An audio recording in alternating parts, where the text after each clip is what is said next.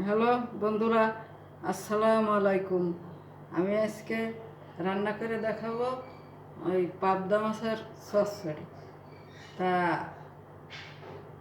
আপনারা দেখতে থাকুন, আমি চচ্চড়িটা সুন্দর করে মাখাইয়ে দিই।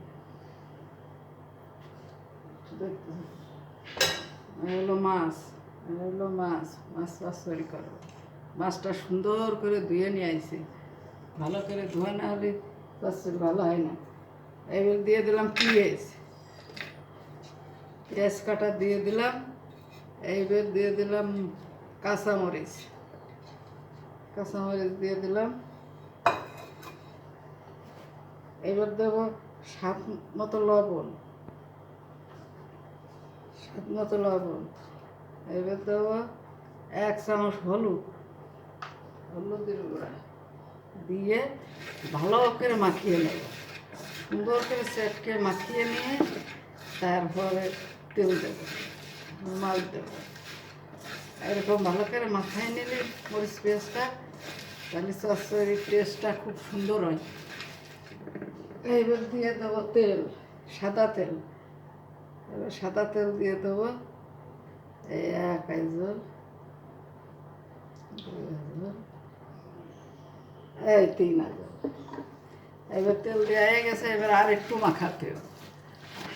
এবার পাবদা মাছগুলো এর ভিতরে ছেড়ে দেবো, দিয়ে আর একটু মাখাবো।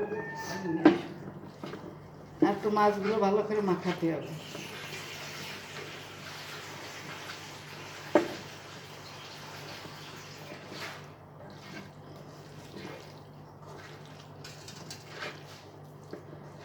এবার মাছগুলো মাখানো হয়ে গেল, এবার পরিমাণ মতো পানি দিয়ে দেবো।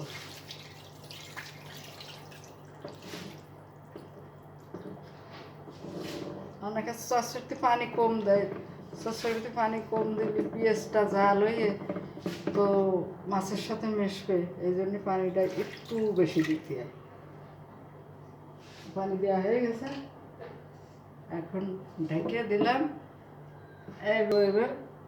এবার জাল হতে থাক। বন্ধুরা দেখেন, আমার চচ্চড়িটা প্রায় হয়ে আসছে, পাবদা মাছের চচ্চড়ি দেখেন। হ্যালো বন্ধুরা, এই যে আমার পাবদা মাছের চচ্চড়িটা হয়ে গেছে।